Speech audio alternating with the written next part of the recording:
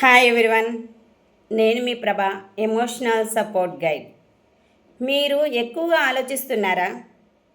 ఒకే విషయం మరలా మరలా మీ బ్రెయిన్లో తిరుగుతుందా?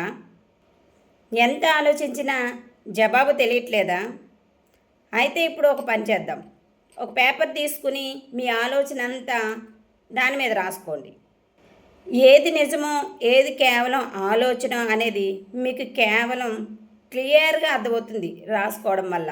మీ మైండ్ కూడా కాస్త రిలీఫ్ అవుతుంది. రాసిన దాన్ని మరలా మరలా చదవండి.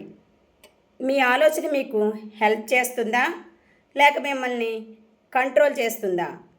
ఎక్కువగా ఆలోచించడం వల్ల క్లారిటీ రాదు, కన్ఫ్యూజనే వస్తుంది.